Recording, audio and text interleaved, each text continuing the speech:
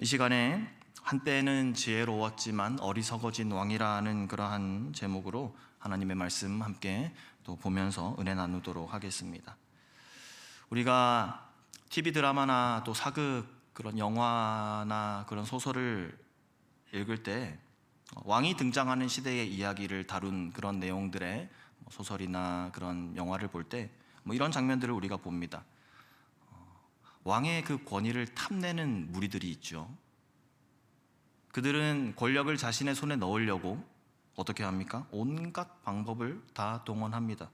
곤모술수를 다 써가며 왕이 또 그 자리에서 물러나기도 하고 또 신하들의 보호를 받으면서 몸을 피신하기도 하지요.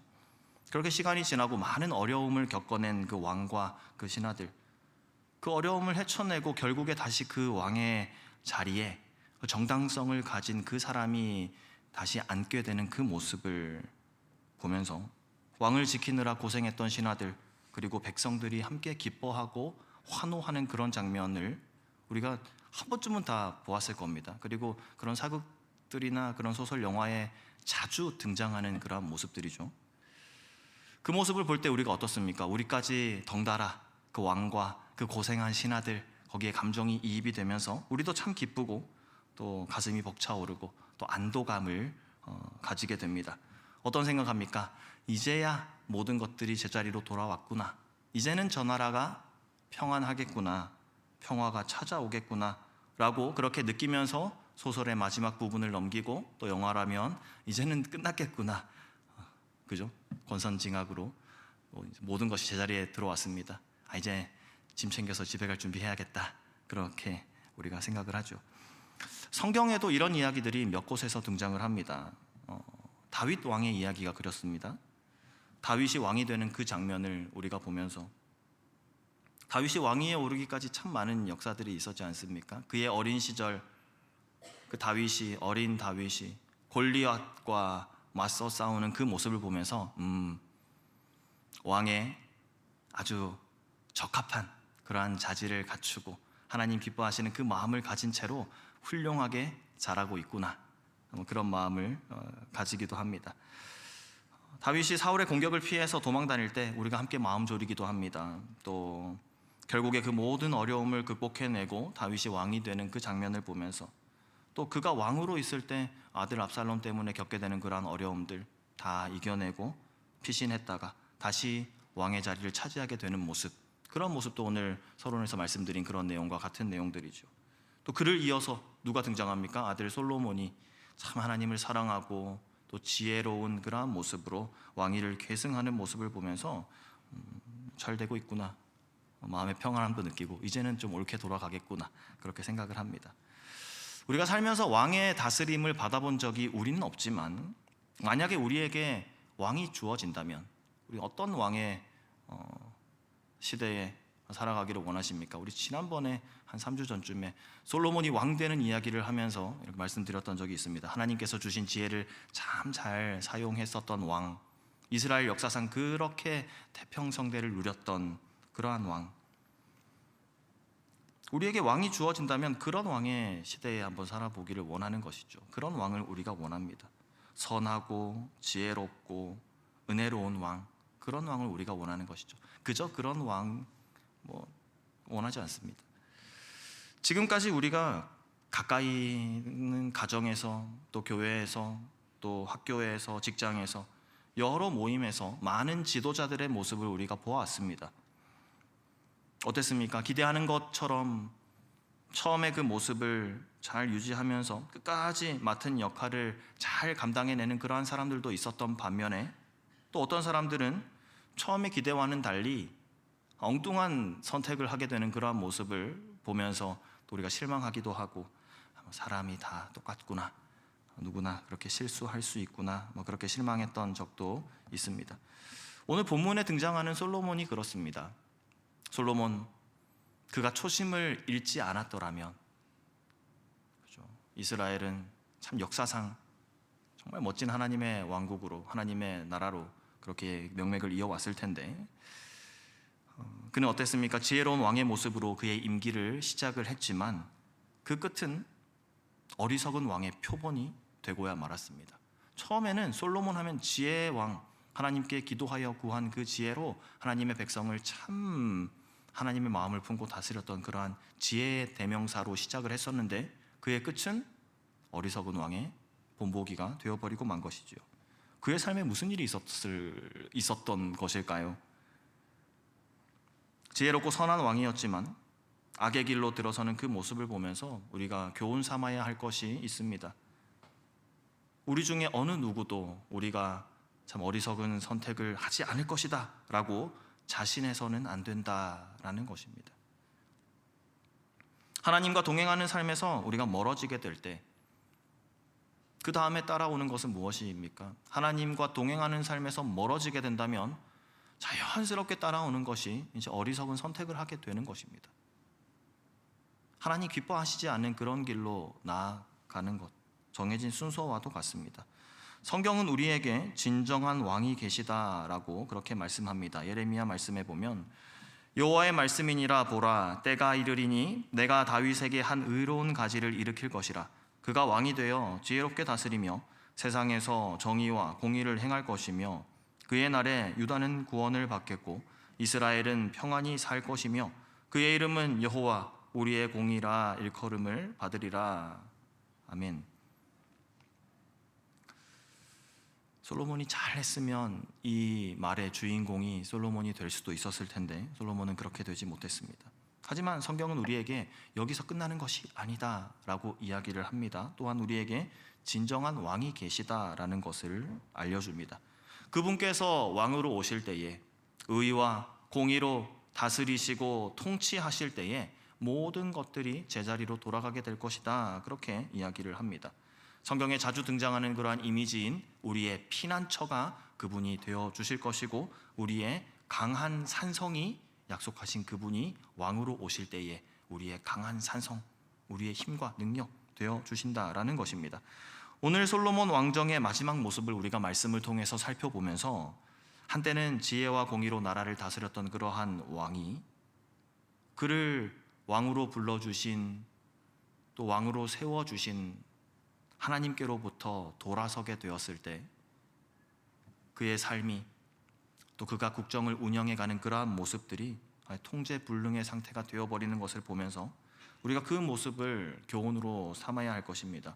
또 교훈 삼는 것으로 끝나지 않고 거기서 더 나아가서 우리가 진정으로 고대하고 소망해야 할 한 분이 계시다라는 그 사실을 확인할 수 있는 그러한 시간 되게 하시기를 소망합니다. 아멘. 첫 번째로 살펴볼 것은 어리석은 선택을 하면 하나님께 온전히 헌신할 수 없다는 것입니다. 열왕기상 11장 1절로 8절까지 말씀 우리가 함께 보시겠습니다. 제가 읽어드리겠습니다. 솔로몬 왕이 바로의 딸 외에 이방의 많은 여인을 사랑하였으니 곧 모압과 암몬과 에돔과 시돈과 헷 여인이라. 여호와께서 일찍이 이 여러 백성에 대하여 이스라엘 자손에게 말씀하시기를 너희는 그들과 서로 통혼하지 말며 그들도 너희와 서로 통혼하게 하지 말라. 그들이 반드시 너희의 마음을 돌려 그들의 신들을 따르게 하리라 하셨으나 솔로몬이 그들을 사랑하였더라. 왕은 후궁이 700명이요 첩이 300명이라. 그의 여인들이 왕의 마음을 돌아서게 하였더라. 솔로몬의 나이가 많을 때에 그 여인들이 그의 마음을 돌려 다른 신들을 따르게 하였으므로 왕의 마음이 그의 아버지 다윗의 마음과 같지 아니하여 그의 하나님 여호와 앞에 온전하지 못하였으니 이는 시돈 사람의 여신 아스다롯을 따르고 암몬 사람의 가증한 밀곰을 따름이라. 솔로몬이 여호와의 눈앞에서 악을 행하여 그의 아버지 다윗이 여호와를 온전히 따름같이 하지 아니하고 모압에 가증한 그모스를 위해서 또 예루살렘 앞 산에 산당을 지었고 또 암몬 자손의 가증한 몰록을 위하여 그와 같이 하였으며 그가 또 그의 이방 여인들을 위하여 다 그와 같이 한지라. 그들이 자기의 신들에게 분향하며 제사하였더라. 참 이스라엘 역사상 하나님의 백성에게 일어나서는 안 될 일이 일어나고야 말았습니다. 참 처참하고 암담한 모습입니다. 8절까지의 이 말씀을 우리가 읽으면서 한 두 절 건너뛸 때마다 막 가슴이 막 메어지지 않습니까? 아유, 이렇게까지 무너지나? 이렇게까지 망가지나? 우리가 방금 살펴본 이 말씀은 우상 숭배가 무엇인지를 아주 잘 보여줍니다. 솔로몬이 어쩌다 이렇게 되었을까요? 저 그림에 보시면은 혹시 지난주 그림 기억하십니까? 지난주 솔로몬 왕자에서 아주 그 지혜를 사용해서 판결을 내리고 있던 그 모습, 하나님께서 주신 지혜로 사람들의 그 억울함을 풀어주었던, 그렇게 공의와 의로 다스렸던 그러한 모습에 비해서 그의 말년은 어떻습니까? 우상을 바라보고 있죠. 우상 숭배하고 있습니다. 그 주변에 있는 여인들이 그를 그렇게 우상 숭배의 길로 그렇게 빠져들게 했는데, 그 주변에 있는 여인들 솔로몬이 다 하나하나 사랑해서 곁에 둔 사람들이지요. 어쩌다가 그의 마음속에 우상을 숭배하는 그러한 태도가 뿌리 내리게 되었을까요? 우상 숭배는 어리석음과 아주 밀접하게 연관되어져 있습니다. 성경적인 관점에서 우리가 어리석다라는 그 말을 이렇게 정의해 볼 수 있겠습니다.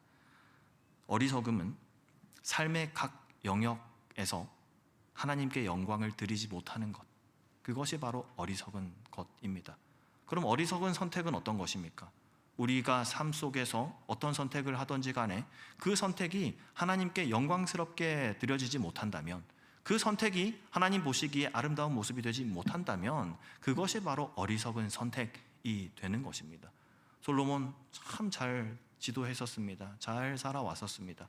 하지만 그의 인생 말년에 하나님께서 보시기에 어리석은 선택을 한 번, 두 번, 세 번, 거의 1000번 가까이 그렇게 그 이상으로 했던 것이죠. 잠언에 이런 말씀을 기록해 두었습니다. 여호와를 경외하는 것이 지식의 근본이거늘 미련한 자는 지혜와 훈계를 멸시하느니라. 이 말 누가 썼지요? 잠언 말씀이면 섬찟하지 않습니까? 그가 만약에 일기장에 기록했던 말이라면, 우리가 10년 전 일기 혹시 가지고 계신 분 계십니까? 그 한번 이렇게 넘겨보다가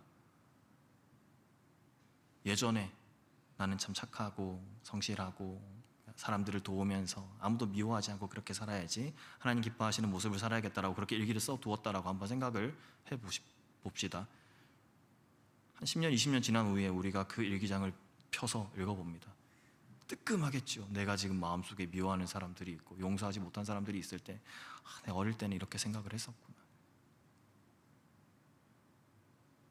솔로몬이 기록한 그 말씀인데, 여호와를 경외하는 것이 지식의 근본이라는 것을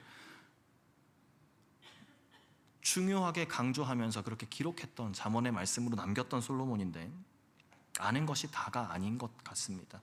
하나님을 최우선으로 경외하는 것이 지혜라. 또 어리석음은 무엇입니까? 다른 무언가를 사랑하는 것, 다른 무언가가 하나님보다 우선되는 것, 반대되는 말로 그것이 어리석음 아니겠습니까? 하나님의 말씀을 무시하면서 솔로몬의 우상 숭배가 시작되었습니다. 하나님의 말씀을 무시하면서, 하나님께서 이스라엘이 약속의 땅에 들어가게 될 것이라고 그렇게 말씀하시면서 약속의 땅에 들어가기 전에 명령하십니다. 왕이 해서는 안 될 일들이 있는데 이러한 일들이다라고 하면서 특별한 명령을 이스라엘에게 주셨습니다. 왕은 자신을 위해서 금이나 말을 모아서는 안 되고, 많이 모아서는 안 되고, 아내를 많이 두어서도 안 된다라는 명령을 하셨는데, 그런데 솔로몬의 삶이 어땠습니까? 적당히 많이 둔 것도 아니고 감당이나 되기야 하겠습니다. 1000명이나 되는 그 후궁을, 엄청난 부를 또한 쌓았던 그 왕입니다. 상당한 수의 말과 병거를 가지고 있었던 그렇게 하나님의 말씀을 무시해야지라고 결심을 하고 무시하지는 않았을 것입니다. 그런데 그렇게 조금씩 그의 마음속에 유혹이 생겨나고 그로부터 마음을 지켜내지 못했을 때 어리석은 선택을 거듭 반복하면서 그가 우상 숭배의 길로 접어들게 된 것입니다. 솔로몬의 경우에 하나님을 향해서 정말 직접적인 반역은 없었습니다. 하나님을 외면한 적도 솔로몬에게 없었습니다. 무엇이 문제였습니까? 다른 많은 것들이 하나님의 자리를 침범해 버린 것이죠. 하나님의 자리에는 하나님만 계셔야 하는데 그 하나님의 자리에 다른 어떤 것들이 계속 스며시 들어왔을 때 그걸 그대로 방치한 것입니다. 하나님의 자리에 다른 것들도 동시에 올려두었던 것이, 그것이 그를 우상 숭배의 길로 나아가게 했다는 것입니다. 점차 솔로몬의 인생에서 어떻게 되었습니까? 하나님의 자리에 계시던 그 하나님, 점점 하나님의 말씀이 뒷전으로 밀려나게 되고, 그것들에 대한, 다른 것들에 대한 관심이 하나님보다 더 커져가면서 그의 삶이 우상을 숭배하는 삶으로 완전히 변질되어 버리고 만 것입니다. 우상은 이렇게 마음을 갈라지게 합니다. 하나님 한 분만을 바라보고 하나님만을 향해서 있던 그 마음을 다른 것들이 들어와서 관심을 분산시켜 버립니다. 다른 것을 더 집중하게 만드는 것입니다. 하나님 외에 다른 것이 우리의 생각을 사로잡으려고 하고 우리의 삶의 주도권을 잡고 우리를 이끌어 가려고 하는 것이죠. 우리의 삶이 유한하지 않다면, 또 우리의 에너지가, 우리의 힘과 능력과 시간이 무한하다면 그렇게 살 수도 있을 것입니다. 하나님도 정말 열심으로 사랑하면서 다른 어떤 것들도 최선을 다해 사랑하고, 일도 열심히 하고, 사랑도 뜨겁게 하고, 하나님도 아주 열심으로 섬기고 그렇게 살아갈 수 있겠죠. 하지만 우리는 어떤 사람들입니까? 우리의 삶은 유한합니다. 우리의 시간도, 우리의 건강도, 우리의 물질도 모두가 한정적입니다. 그렇기 때문에 모든 것을 최선을 다해서 사랑한다는 것, 모든 일에 다 열심을 낸다는 것, 이것은 우리에게 불가능하다는 것이죠. 유한한 삶 속에서 선택이 필요합니다. 집중이 필요한 것입니다. 우리의 삶에서 하나님께서 하나님의 자리에 계시고 내가 그리스도 안에 있는 그러한 삶을 살아가게 될 때, 그때 우리는 아주 균형 잡힌 신앙과 그로 인해서 행복한 삶을 살아갈 수 있는 것입니다. 건강한 신앙생활을 하면서 행복한 삶을, 행복한 인생을 살아갈 수 있게 되는 것이죠. 아주 단순한 것 같지만 이것이 성경이 말하는 진리를 추구하게 될 때 얻게 되는 그 은혜로운 삶, 단순하면서도 복된 삶의 모습인 것입니다. 내가 하나님 안에 있고 하나님 내 안에 계실 때 우리 주변의 모든 관계들이 균형 잡혀지고 그 모든 관계들이 회복되어지는 그러한 삶입니다. 우리가 잠언 말씀을 묵상하다 보면 얻게 되는 결론이 있습니다. 그것이 무엇입니까? 우리가 어떤 분야이든지 그 어떤 것이 목적이 되어 그것만 바라보고 그것을 쫓아갈 때 결과는 하나님도 얻지 못하고 우리가 목표로 삼았던 그것도 결국에는 놓치게 될 것이지만, 우리가 하나님을 구하고 하나님을 찾으며 그렇게 나갈 때 우리 하나님을 얻을 뿐만 아니라 다른 그 모든 것들도 자연스럽게 따라오는 삶을 살게 될 것이다 라는 것이 잠언을 묵상하다가 얻게 되는 우리의 발견하게 되는 그런 교훈입니다. 우리의 삶 속에서 하나님을 최우선으로 두고 살아갈 때 우리의 삶이 광신적인 그러한 종교인의 삶이 되는 것이 아니라 우리의 인생에서 하나님을 최우선으로 두고 살아갈 때 오히려 우리의 삶이 균형 잡혀집니다. 행복하게 되는 것입니다. 그리스도 안에서 우리의 삶이 회복될 때 우리와 저 그림에 나오는 것처럼 하나님과의 관계가, 내 자신과의 관계가, 공동체와의 관계가, 세상과의 관계가 내가 그리스도 안에 있고 하나님께서 내 안에 계실 때에 그때 회복된 나를 통하여서 내 삶의 모든 주변의 관계들이 회복되어져 가는 그런 균형 잡히고 아주 행복한 그러한 삶을 우리가 살아가게 되는 것이죠. 이것이 그리스도인들이 살아가야 할 삶의 원리인데, 그 중심에 하나님 외에 다른 것이 들어오기 시작한다면 이 균형이 깨져버리게 됩니다. 모든 관계들이 영향을 받아서 하나하나 무너져 버리고 마는 것입니다. 우리가 신앙생활하며 회복하려고 하는 것이 저 그림의 모습인데, 내가 그리스도 안에 있으려고 그렇게 노력하는 이유가 그리스도 안에 있는 회복된 나를 통하여서 모든 것들이 원상태로 복구되는 그러한 삶을 우리가 살아가기를 원하는 것인데, 그런데 우리의 마음속에 하나님 외에 다른 우상들이 하나하나 스멀스멀 들어오기 시작한다면 저 보여지는 저 삶의 균형 잡힌 신앙의 삶을 이제는 다시 흩어버리고 새롭게 시작하셔야 할 것인데 감당하실 수 있으시겠습니까? 저는 안 될 것 같습니다.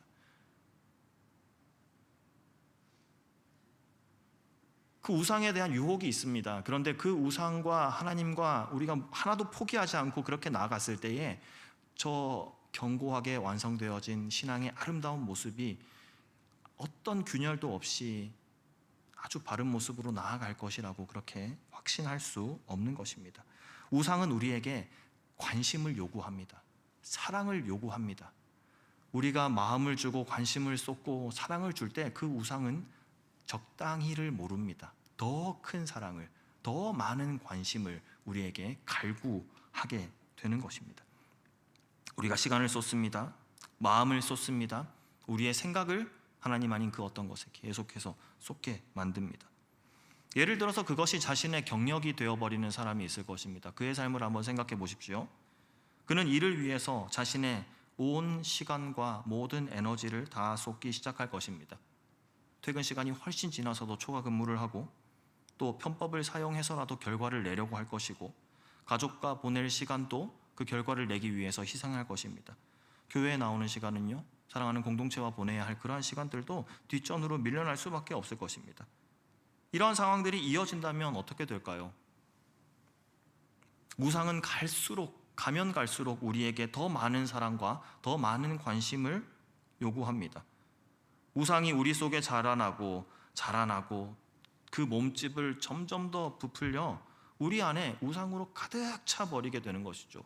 목구멍까지 들이차서 하나님을 향한 헌신은 압사당해버리고 말 것입니다.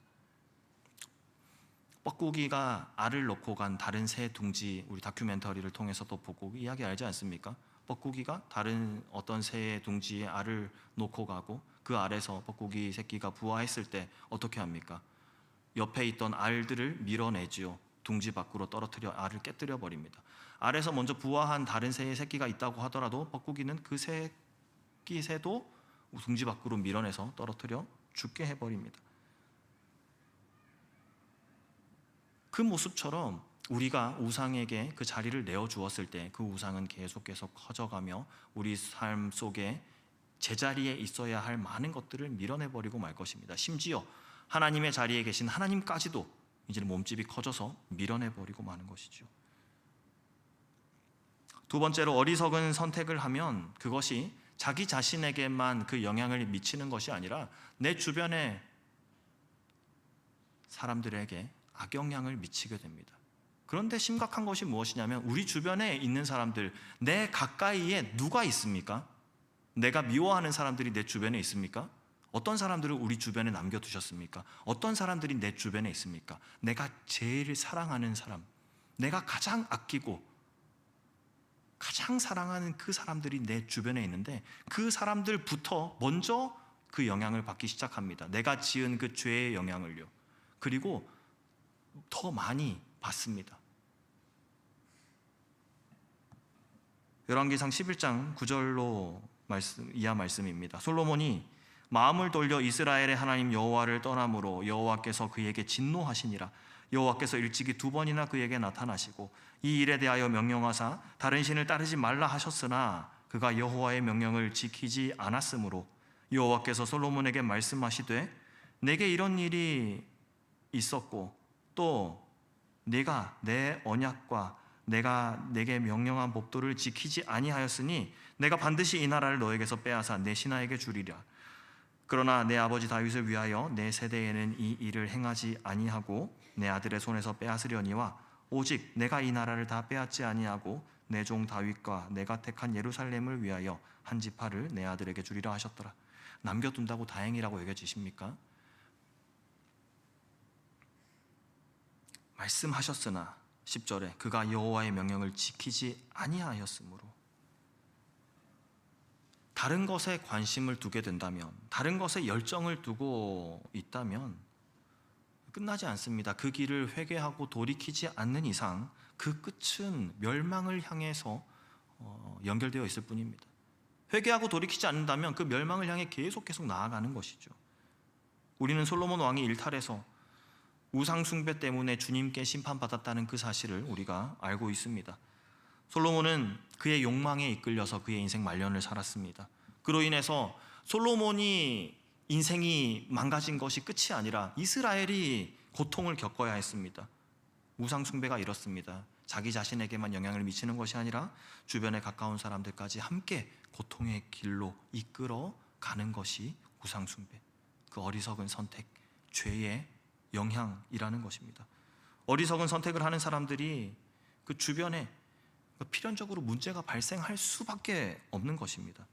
솔로몬의 우상 숭배의 결과 이스라엘은 역사상 처음으로 분열을 경험했습니다.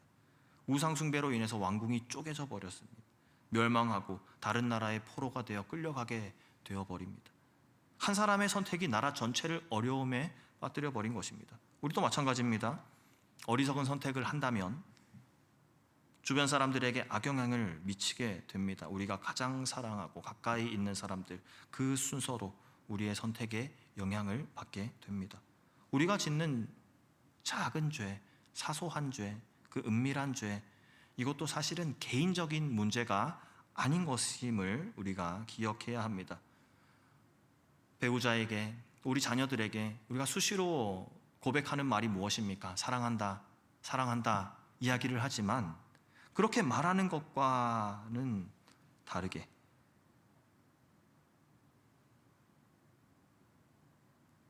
그 사랑하는 사람을 죄의 영향력 안에 이렇게 끌어들인다면 우리가 말하는 것과는 다른 삶을 사는 거 아닙니까?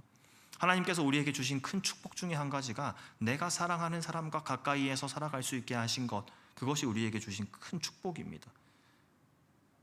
그렇게 하나님 사랑하는 사람과 가까이에서 살아갈 수 있도록 해주셨습니다. 그렇게 우리를 가족으로, 공동체로 가까이 있게 그렇게 붙들어 매 주셨습니다.